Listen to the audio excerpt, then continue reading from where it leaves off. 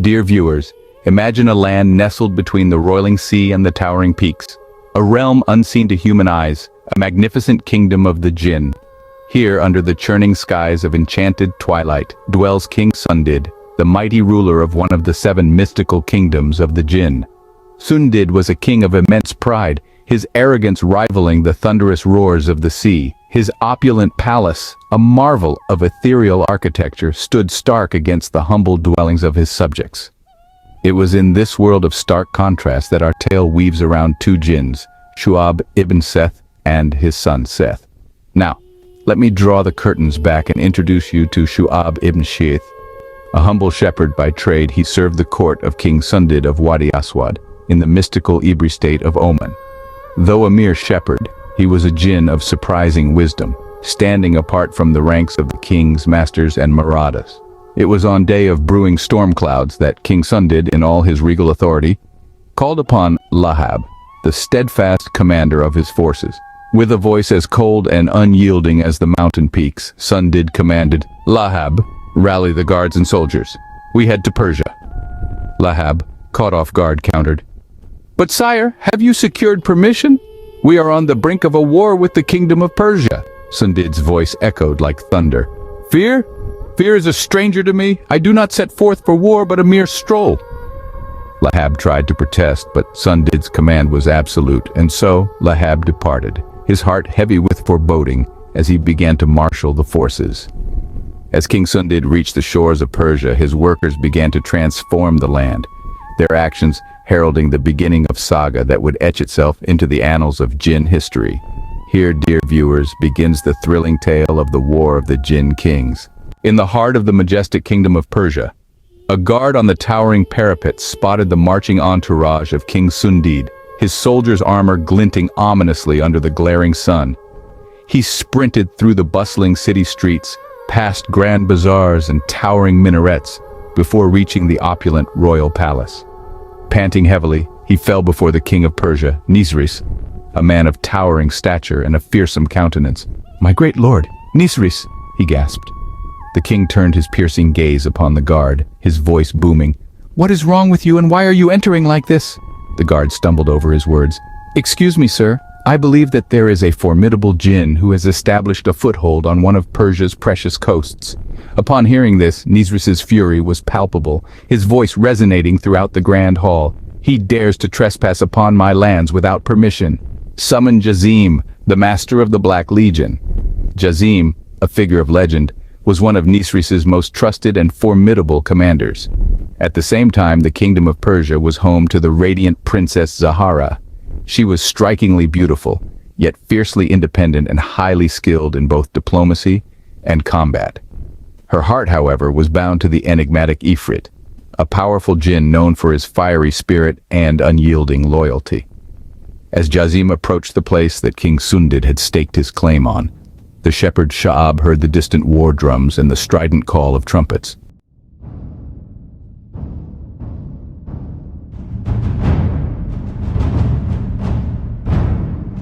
A prelude to brewing chaos.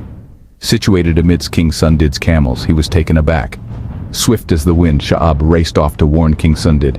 When he arrived, he announced, "The formidable Black Legion is advancing towards us. I fear war is imminent."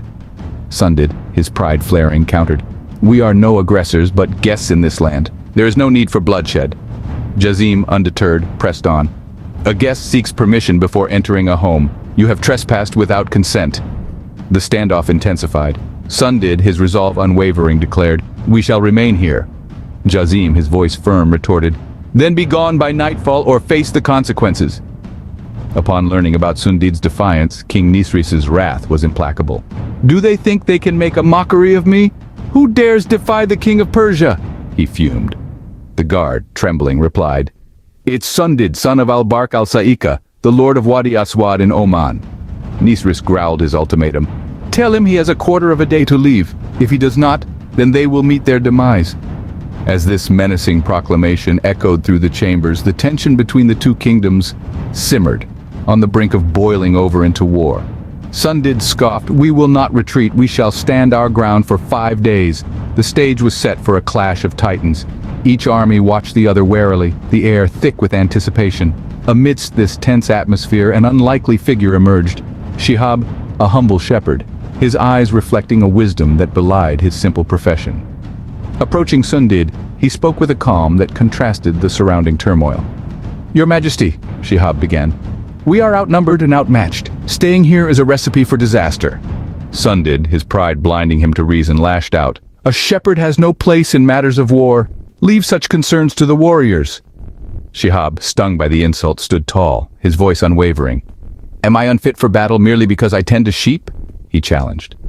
Sundid, his arrogance clouding his judgment, scoffed. "Indeed." Shihab, his eyes burning with determination, demanded, "Then grant me your Yemeni armor and your finest sword, your horse Al-Na'ama." Sundid, still amused by the shepherd's audacity, agreed. "What grand feat do you plan with these, shepherd? Bring back Nisris's head?"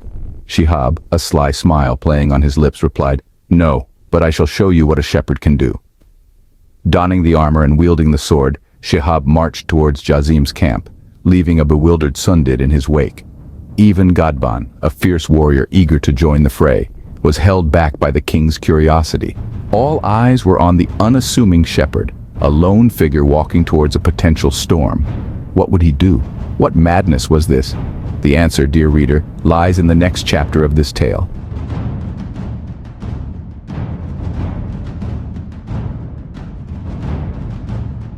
Jazim declared in a thunderous voice, echoing across the shimmering desert dunes, "I warned you, if the allotted time passes and you fail to return, prepare for combat."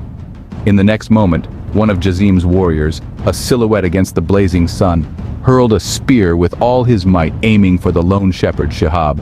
However, with agility mirroring the desert's swift and unpredictable winds, Shihab dodged the attack, retaliating with the speed of a lightning bolt, cleaving the soldier into two.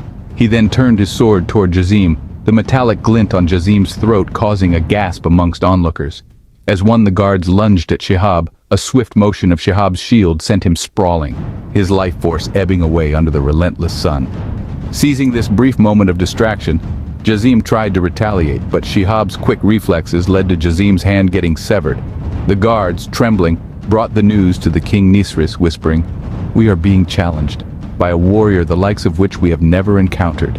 His speed makes the desert winds seem sluggish." Nisris, intrigued, asked, "What deeds has this warrior accomplished?" Upon hearing the tale, Nisris summoned an army as vast as the desert itself, under more than 1,000 fluttering flags, each leading 3 commanders, and set march towards the battlefield. King Nisris and his forces arrived, casting long, intimidating shadows over King Sundid. Fear gripped Sundid. His sword slipped from his grasp. He also discarded the sword of Gadban and his shield at the feet of King Nisris, pleading, "I did not command this fight. It was the act of a mere shepherd, acting out of my will. I seek only your alliance and protection." King Nisris, awestruck, replied, "Your shepherd has acted without your command?" He then turned to Shihab and commanded, "Disarm yourself." Shihab, betrayed by his king, reluctantly handed his sword to Nisris. Nisris questioned, "Isn't this your sword, Sundid?" Sundid admitted, "Yes, he seized it from me." Shihab added, "And this armor and your horse." Sundid agreed, "Yes, you took them without my consent." Following this, they bound Shihab, and King Nasiris summoned Jazim, praising him. "You are a distinguished commander and leader of the Black Legion. How did a shepherd manage to best you?" Jazim growled, "Allow me to devour him while he is bound." King Nisris denied, "No, I wish to witness his prowess myself." He then imprisoned Shihab in a massive cage, announcing in a voice that echoed ominously across the silent desert, "I will release 4 Marata upon you, and if you can conquer them, I will make you my trusted guardian." King Nasiris set the first behemoth to clash with Shihab, and in the blink of an eye, Shihab dispatched him to the eternal abyss. King Nasiris then summoned the towering giant Lahab to confront Shihab, leading to a fierce, earth-shaking battle, ending with Lahab succumbing to his doom. King Nisris was left in utter disbelief, exclaiming, "Summon Zindan and Hadid to me." Zindan stomped into the battlefield, his voice dripping with sarcasm. "A mere shepherd slays Lahab. Hand me my hammer." What followed was a clash more brutal than any previous. Zindan landed a ferocious strike on Shihab's shoulder, fracturing it. Yet Shihab retaliated, landing a fatal blow to Zindan, causing his life to ebb away in the dirt, half his face buried in the earth. However, Shihab was faltering. His wound was grave. The Hadid then emerged, evaluating Shihab with icy detachment, declaring, "He is weak and wounded." The battle ensued, and Shihab, summoning his diminishing strength, swung his sword at Hadid. But his blow was feeble, sluggish. Hadid intercepted Shihab's hand, disarming him. With a swift, ruthless motion, he drove the sword into Shihab's skull, marking the end of the valiant warrior. Meanwhile, Shihab's son, Sheath, was in the jinn's cave with his brother Adam, singing a haunting melody. Suddenly, Sheath halted, the words dying on his lips as he whispered, "Oh, Adam, it feels as though I can sense our father's essence," a cryptic reference to the stench of death. Adam dismissed his concerns. "No, my brother, our father is in the company of the king." However, Sheath insisted, "But I heard he left without seeking permission, an act which the jinn would censure, and no king would tolerate such a transgression." Thus, Sheath and Adam set out on a quest to unravel the truth about their father. They were told, "Your father, fear not, he is gallivanting with the king. Their return is imminent." Back in Persia, Nasiris decreed that Shihab be embalmed and displayed behind the king's throne, to bear witness to his betrayal. He conferred upon Hadid the honored title of Master Guard. The saga continues in Part 2. The epic saga of the War of the Jinn Kings underscores the lethal aftermath of greed and the vital necessity of peace over discord. However, this is far from the end. The Jinn still thrive, invisible to our mortal gaze, their realm an enchanting canvas splashed with mystique and awe. What other breathtaking tales could be hidden within the shifting sands? I'm eager to hear your theories, so drop them in the comments below right now. If this video sparked your interest, don't just stand by. Smash that like button, hit subscribe, and prepare yourself for a roller coaster of mythical and legendary tales coming your way.